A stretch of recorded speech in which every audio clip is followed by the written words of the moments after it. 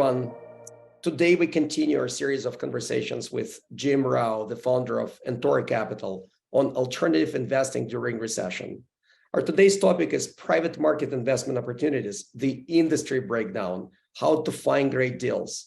And here's the first question for you, Jim. In our last conversation, you mentioned how important it is to have a gut feeling when it comes to private market investment during downturn.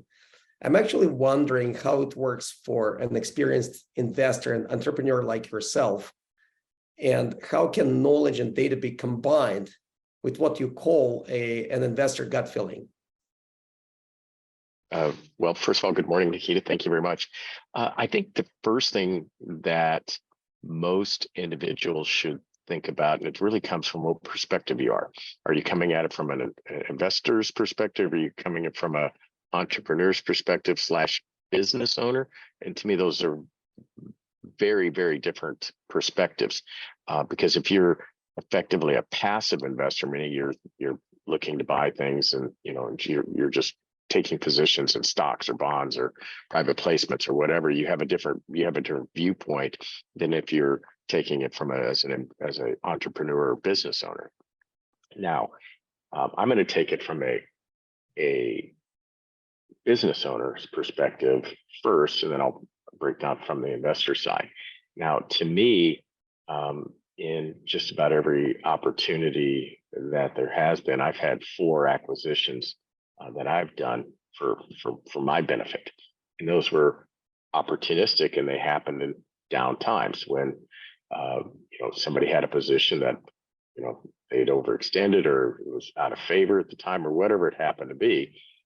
It just made for, it was kind of opportunistic, right? You were able to acquire something that was needed or filled in your mosaic being your investment mosaic in the sense of filling in the picture, classic, investment schema. But the point being is that those are great times. A lot of people think down times are always quote unquote bad. I think if you're savvy and you have the ability to do it, and you're not in a position where you're one of the ones in a bad position, then you should be looking at it as an opportunity to grow. I always say it's on sale, right? Something you wanted is now on sale. Why pay full price for something?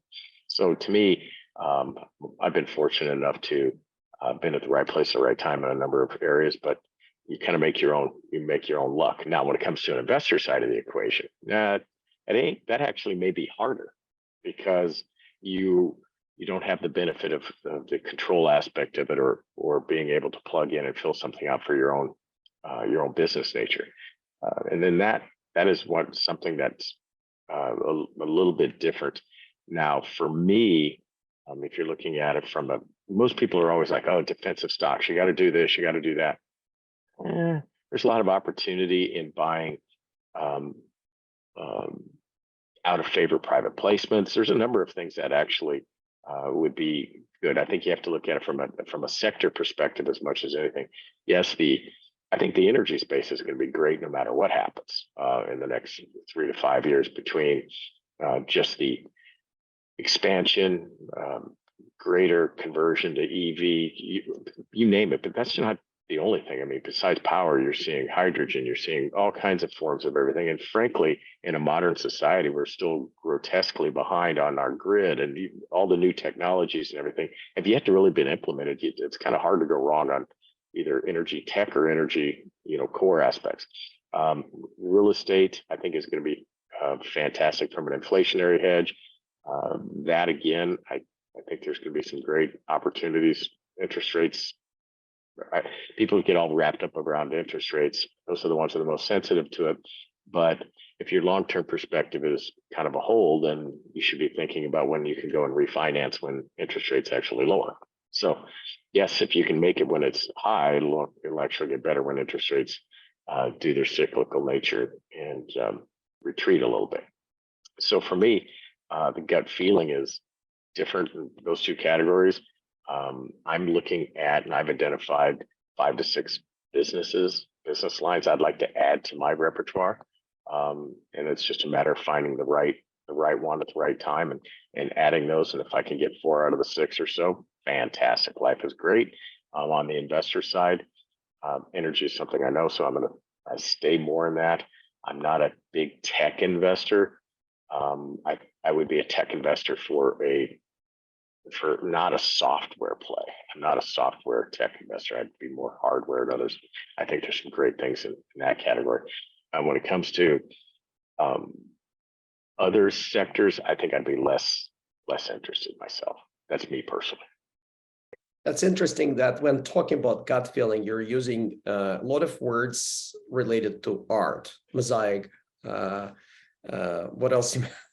So it's very interesting. Well, Kind of gut feel. Here's a good analogy, and a lot of people overlook it. Is that gut feel is a lot what's driven in valuations. Period. Valuations, when you're doing a corporate valuation, it's as much of an art as it is science. And just like any investing, like valuation, it's an art, not a science. And you can give me 5 different examples or 5 different companies, and you can have grotesquely different valuation activities there. So a lot of gut feeling is more art than science. Gotcha. A lot of people want to try to get so quant focused.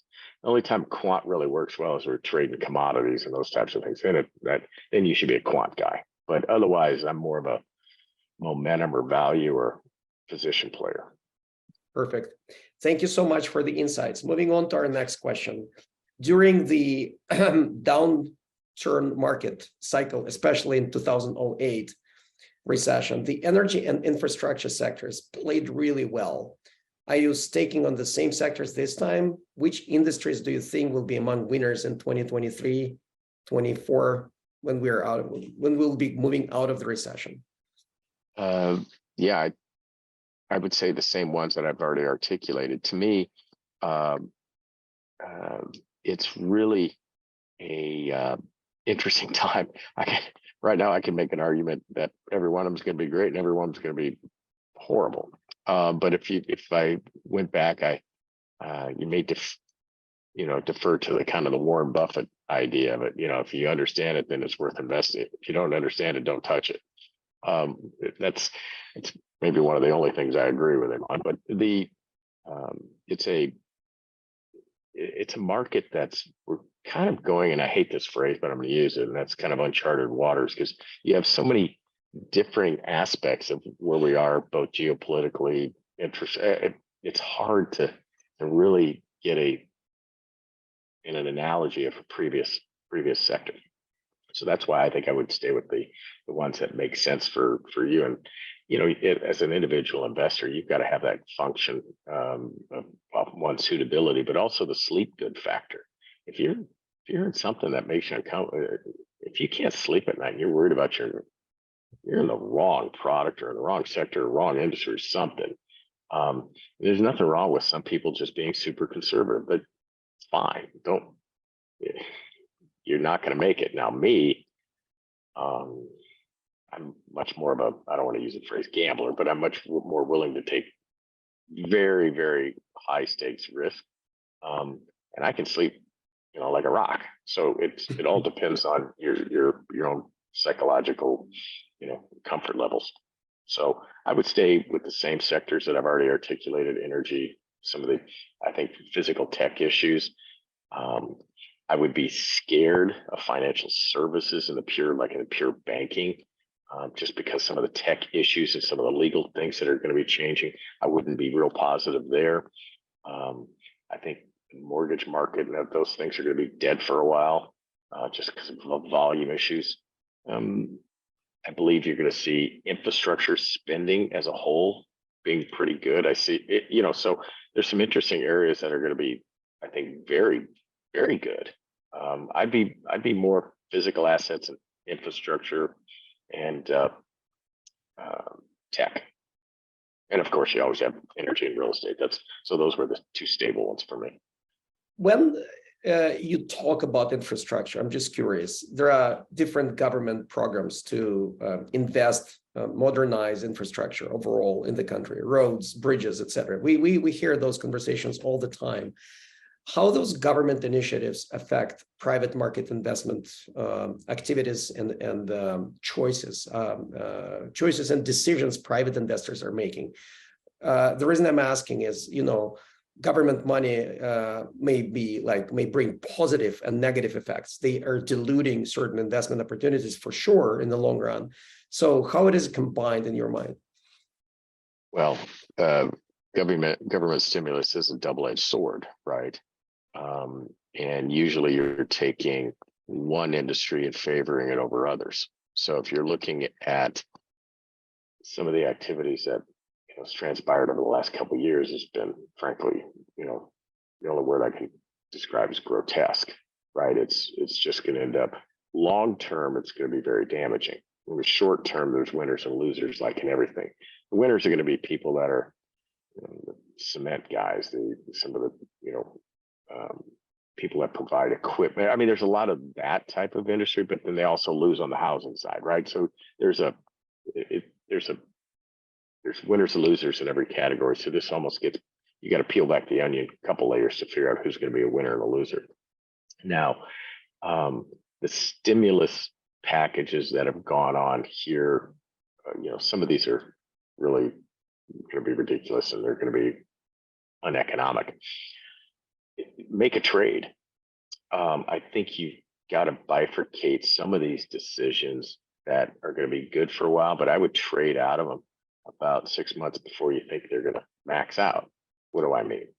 So if you have an infrastructure project and you got bridges and roads or whatever it is, and you found the right group that's going to do that, I would actually get in that. And when it looks like it's just the greatest thing in the world, I'd sell it, because it's about ready to top out and go down. And when it goes down, it'll go down really hard.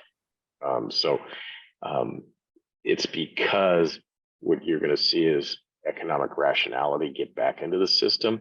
And anytime you have a surplus system that has effectively been primed by a government that can't withstand the lack of subsidies and everything else like that, it's going to go under.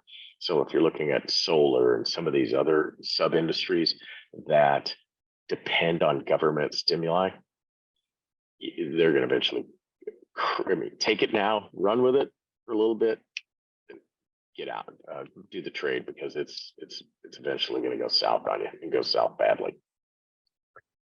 All right. When dealing with specific private market opportunities and companies, how does Entoro Capital make investment decisions? And what is changing during recession? Well, as a entity that what I just described, Entoro Capital is an investment bank. So we don't technically, the EC level does not now. Some of our other ventures, we do make investment decisions. So I would just say, how would Entoro do it? So some of our things are going to be company related in the activities of from our venture side. We're looking at some opportunistic tech plays. From a core position, we're looking at some existing entities that can help us on our offerings and technology side of the equation. The other thing, from a fund level perspective, we're looking at activities that help us increase our market share, because a big thing I want to do is increase our market share in the different exemptions that we're working with.